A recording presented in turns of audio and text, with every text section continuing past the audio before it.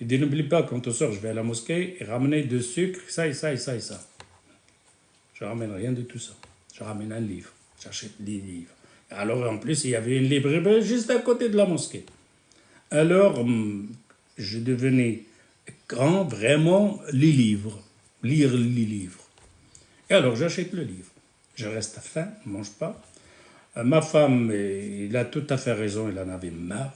Pas de sucre, pas été ramène avec de livres. Et un jour, vraiment, il dit, écoute, ça va pas ce que tu fais là. Regarde combien de livres t'as acheté. T'as même pas lu encore ceux-là. Tu ramènes encore les autres. J'avais rentré avec des livres là. Et alors des tomes de 6 tomes comme ça, etc. Et alors, fâché. Eh oui, il a raison. On n'a pas assez pour manger. On a les enfants et toi, tu m'achètes des livres. Et alors là, j'étais, tiens, il a raison. Je vais essayer de faire tout doucement, pas aller trop vite. Je vais quand même continuer à acheter les livres. Mais je les achète en cachette. J'achète un tome, je dois attendre. Finir d'abord lire celui. Mais quand je rentre en cachette. Pour ne pas avoir des problèmes avec ma femme. Qui a tout à fait raison. Mais j'avais mon raisonnement moi aussi. Je veux savoir, comprendre.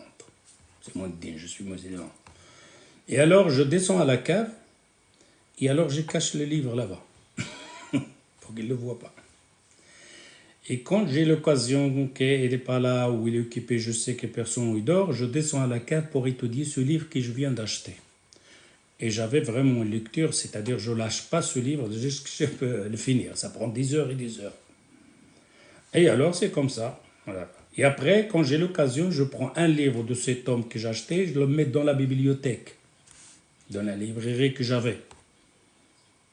En cachette. Ma femme ne remarque pas qu'il y a un livre en plus. Mais je m'arrange avec les courses, c'est mieux qu'avant, ok? À la place de ramener 2 kilos de sucre, je ramène 1 kilo de sucre, c'est assez. 2 kilos de pain, 1 kilo de pain, le reste passe. C'est parti même acheter chez le librairie en crédit. Je lui dis, j'ai pas d'argent, le tome vient d'arriver, le nouveau, et j'en ai besoin de ça.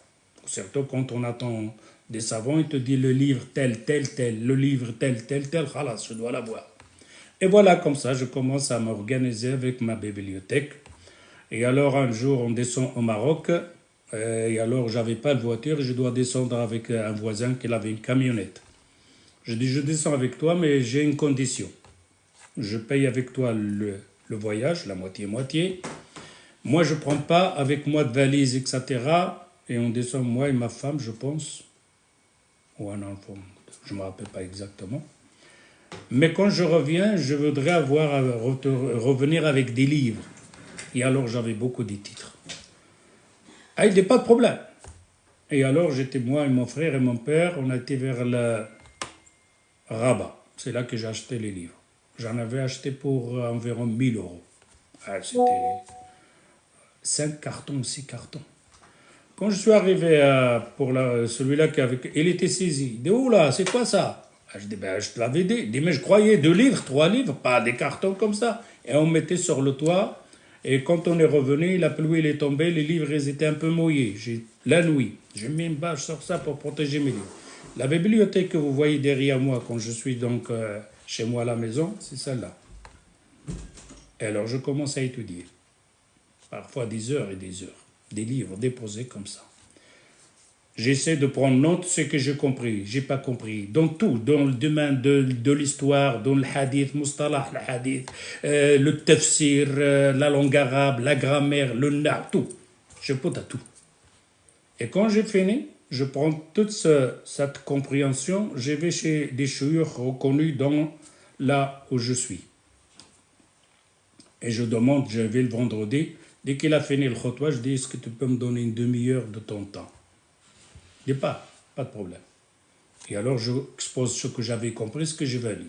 Est-ce que cette compréhension, elle est bien? Ce que j'ai compris. Alors, lui, il m'a corrigé. Il me dit, celle-là, ce que tu as compris, c'est juste. Mais celle-là, c'est pas comme ça qu'on... Pourquoi? Alors, il me détaille. Donc, parfois, dans la grammaire, c'était pas juste. Parfois, il y a un autre hadith. Parfois, c'était abrogé. C'était au début. Et alors, Et alors, comme ça. À fur et à mesure. Après 5 ans, j'avais un bagage.